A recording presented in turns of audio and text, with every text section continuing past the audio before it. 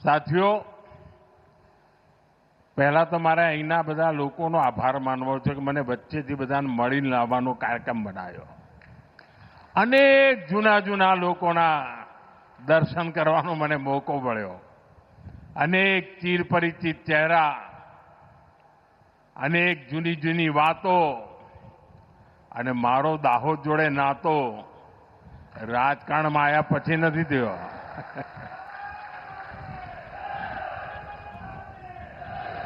લગભગ 70 વર્ષ થયા હશે. બે ત્રણ પેઢીઓને સાથે નિકટતાથી કામ કરવાનો અવસર મળ્યો છે. અને આજે હું પરેલ ગયો. આ વખતે તો કદાચ હું 30 વર્ષ પછી પરેલ બાજુ ગયો હોઈશ. આખું પરેલ બદલાઈ ગયું છે.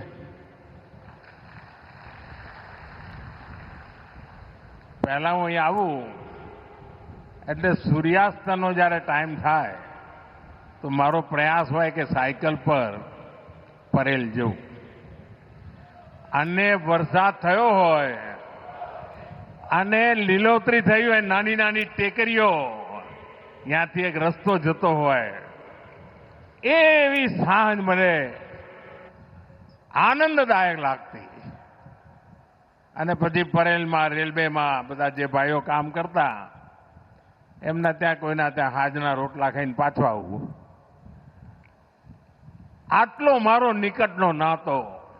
અને આજે પરેલની આન બાન શાન જોઈને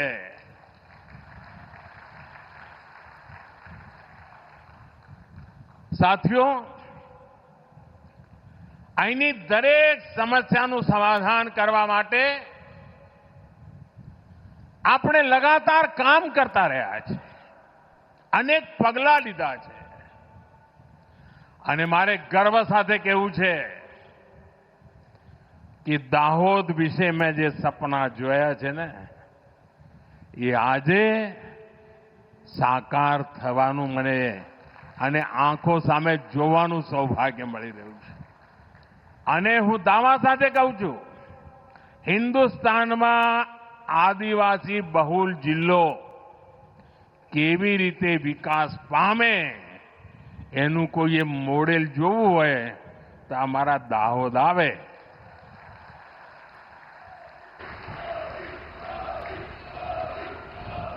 આદિવાસી જિલ્લામાં સ્માર્ટ સિટી બની વાત આવે એ જ લોકોને જરા નવતર લાગે.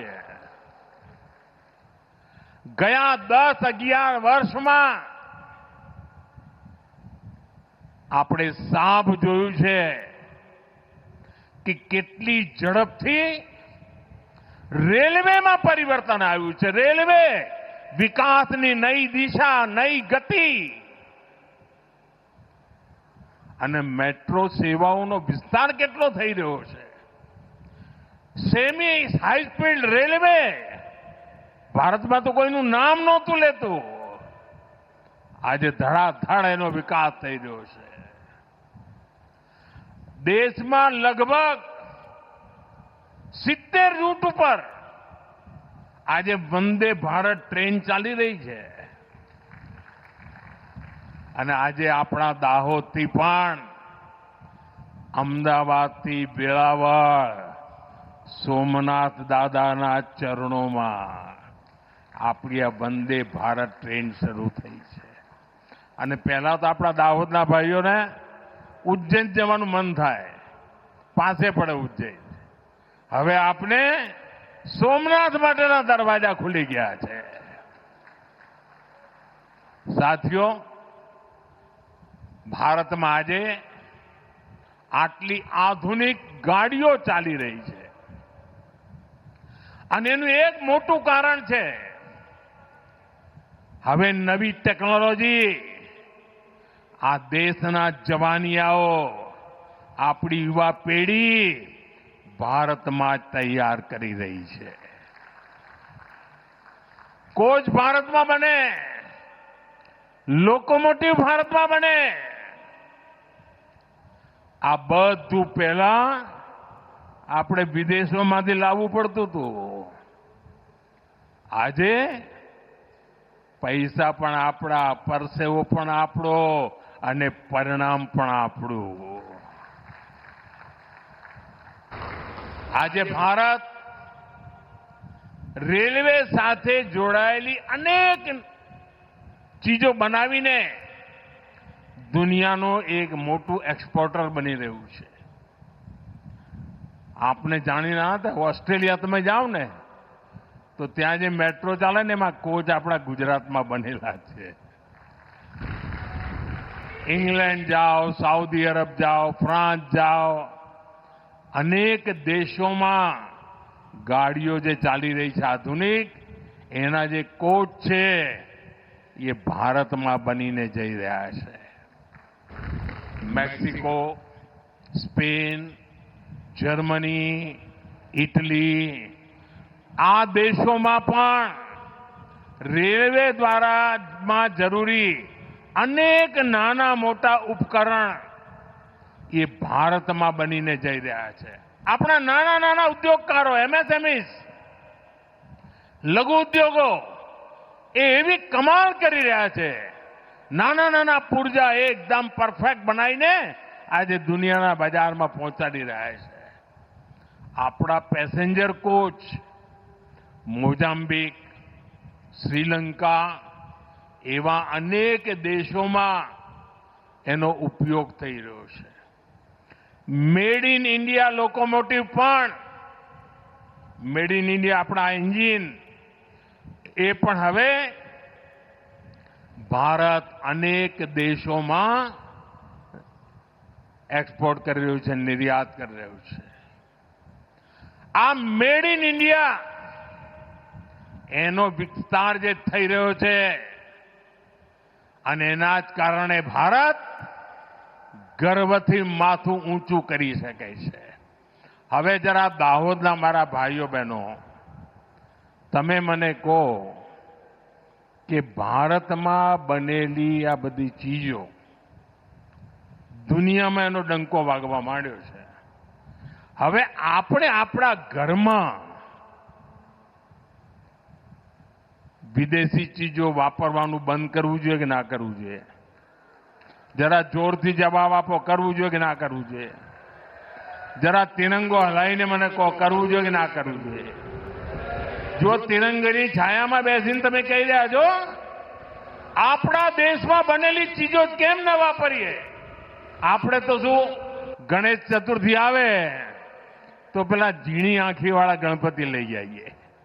આપણા ગણપતિ ને વિદેશી ગણપતિ. હોળી દિવાળી આવે તો ફટાકડા ત્યાંથી લાવીએ, પિચકારી બી બહારની લાવીએ. ભારતમાં બનેલી ચીજો વાપરવી જોઈએ કે નહીં ભાઈ? ભારતના લોકોને કમાણી થાય એવું કરવું જોઈએ કે ના કરવું જોઈએ? ભારતે આગળ વધવું હોય તો દરેક ભારતીયનો આ સંકલ્પ જોઈએ કે ના જોઈએ? સાથીઓ, જ્યારે રેલવે મજબૂત થાય ને તો સુવિધાઓ પણ વધે અને એનો લાભ ઉદ્યોગોને થાય, ખેતીને થાય, વિદ્યાર્થીઓને થાય, બહેનોને ઘણી તકલીફોમાંથી મુક્તિ મળે. ગયા એક દશકમાં અનેક ક્ષેત્રોમાં પહેલીવાર રેલવે પહોંચી છે. ગુજરાતમાં પણ અનેક એવા જગ્યાઓ હતી જ્યાં નાની નાની ગાડીઓ ચાલતી હતી, ધીમે ચાલે. આપણા ડભોઈ બાજુ તો ટ્રેન એવી ચાલતી કે તમે વચમાંથી ઉતરી જાઓ ને પછી પાછા બેસી જાઓ ચાલુ ગાડીમાં. આવા કેટલાય નેરોગેજ રૂટ્સ હવે તો પહોળા થઈ ગયા. ડભોઈનું એ નેરોગેજ ગયું. આજે પણ કેટલાય રેલવેના રૂટ એના લોકાર્પણ આજે અહીંયા કર્યા છે. આજે દાહોદ અને વલસાડની વચ્ચે એક્સપ્રેસ ટ્રેન શરૂ થઈ છે. અમારા દાહોદના ભાઈઓ તો ગુજરાતના ખૂણે ખૂણે પથરાયેલા છે. તમે ગુજરાતનો કોઈ પણ નાનું મોટું નગર જોજો, તમને ત્યાં અમારો દાહોદ વાળો ભાઈ મળી જાય. અને આ જ્યારે નેટવર્ક તૈયાર થાય ને એટલે મારા દાહોદને સૌથી વધારે લાભ થાય, મારા આદિવાસી સંતાનોને સૌથી વધારે લાભ થાય. સાથીઓ, જ્યાં ફેક્ટરી લાગે છે, કારખાના ઉભા થાય એટલે એની બાજુ બધી ઇકોસિસ્ટમ આવી જાય. નાના ચીજો બનાવવા માટેના કારખાના લાગી જાય અને એના કારણે રોજગારના અવસરો, મારા જવાનિયાઓને અહીંયા જ રોજગારના અવસરો મળે એના માટેનું કામ હું કરી રહ્યો છું. દાહોદના રેલ કારખાના, આ કારખાનું દુનિયાનું અને હિન્દુસ્તાનનું એવું કારખાનું બનશે, ખાસ કરીને ભારત માટે. આ દાહોદ એક યાદગાર કારખાનું છે દોસ્તો. ખાલી આ લોકોમોટિવનું જેવું નહીં. પહેલા તો તમને ખબર છે ત્યાં આગળ લગભગ બધું ખતમ થઈ ગયું હતું. બધા તાળા વાગી ગયા હતા, લોકોએ ખાલી કહીને જતા રહ્યા હતા. મારી નજર સામે મેં આ દાહોદના પરેલને મરતું જોયું છે અને મેં મારી નજર સામે એને આજે જાનદાર, શાનદાર બન્યું. આ તમારા પ્રેમ અને આશીર્વાદના કારણે. અને હવે 9,000 હોર્સ પાવર, 9,000 હોર્સ પાવર આનો લોકોમોટિવ. હિન્દુસ્તાનમાં કોઈ પણ પૂછે ક્યાં, તો જવાબ આવે દાહોદ. અહીં બનવાવાળા લોકોમોટિવ ભારતની પાવર અને કેપેસિટી બંને વધારનારા બનનાર છે. અને અહીં બનનારો દરેક લોકોમોટિવ ક્યાંય પણ જાય, ખાલી એના પૈડા જશે એવું નહીં, એની જોડે જોડે મારા દાહોદનું નામ પણ પહોંચવાનું છે. દાહોદ બધે જ હવે પહોંચવાનું છે. આવનારા સમયમાં અહીંયા સેંકડો લોકોમોટિવ બનશે. થોડો સમય પછી એવો દિવસ આવશે કે 2 દિવસમાં એક લોકોમોટિવ તૈયાર થશે. તમે વિચાર કરો કેટલું મોટું કામ, 2 દિવસમાં એક. આવડા મોટા લોકોમોટિવ. અને આ બધાના કારણે અહીંના સ્થાનિક મારા ભાઈ બહેનો અને મારા નવજવાનિયાઓને મોટી સંખ્યામાં રોજગાર મળશે.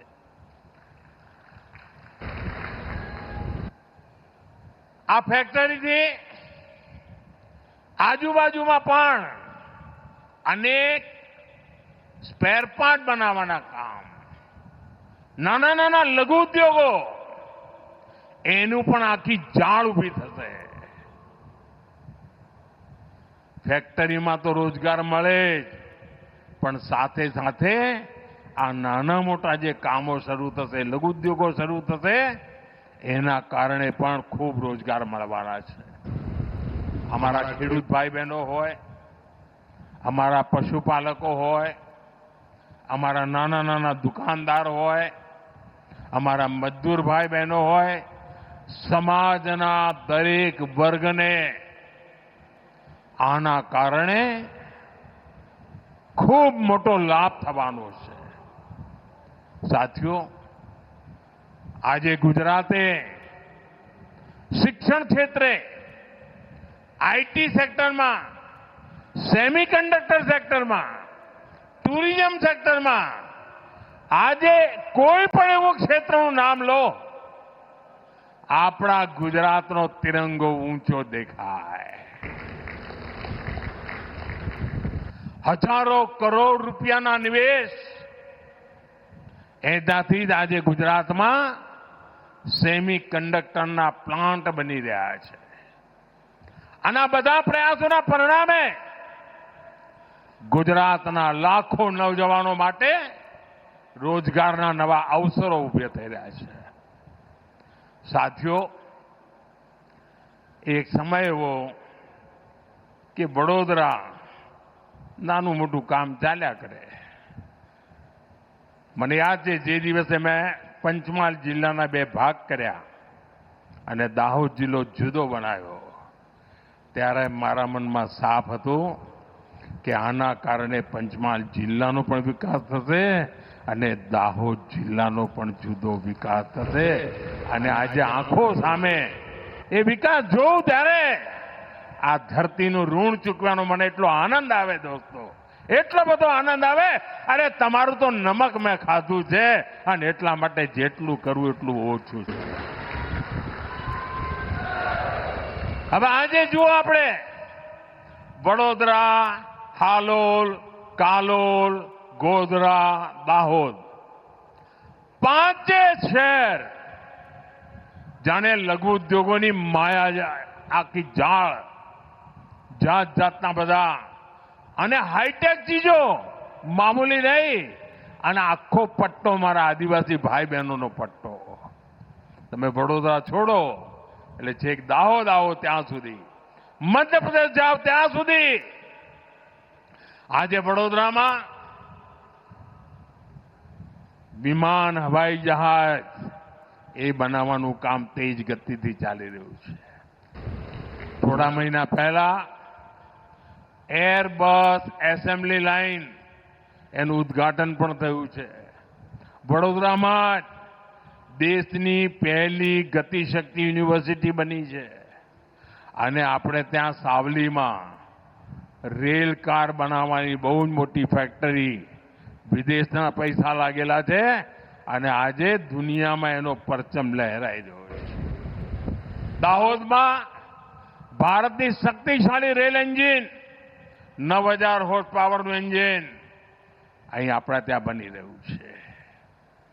ગોધરા, કાલોલ, હાલોલ અનેક ઉદ્યોગો, અનેક મેન્યુફેક્ચરિંગ યુનિટ, આ લઘુ ઉદ્યોગો ખરેખર ઔદ્યોગિક વિકાસની સૌથી મોટી શક્તિ બનીને ઉભરી રહ્યા છે.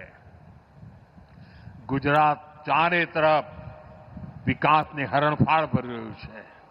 અને સાથીઓ, હું એ દિવસ જોઈ રહ્યો છું જ્યારે ગુજરાત સાયકલથી લઈને, ચાહે મોટરસાયકલ હોય કે રેલવેના એન્જિન હોય કે પછી હવાઈ જહાજ હોય, આ ગુજરાતના જવાનિયાઓ બનાવશે અને ગુજરાતની ધરતી પર બનાવશે. આવો હાઈટેક એન્જિનિયરિંગ મેન્યુફેક્ચરિંગ કોરિડોર દુનિયામાં પણ બહુ ઓછા જોવા મળે એવું આખું વડોદરાથી દાહોદ સુધી, હાલોલ, કાલોલ, ગોધરા, દાહોદ એક સરસ નેટવર્ક બની રહ્યું છે. સાથીઓ, વિકસિત ભારતના નિર્માણ માટે જનજાતીય ક્ષેત્રોનો વિકાસ પણ ખૂબ જ જરૂરી છે. જ્યારે ગુજરાતમાં હું મુખ્યમંત્રી હતો ત્યારે મને જે સેવા કરવાનો અવસર મળ્યો એમાં પણ આ ગુજરાતનો પૂર્વી પટ્ટો, મારા આદિવાસી ભાઈઓની વસ્તી, એના માટે મેં મારી જાતને સમર્પિત કરી.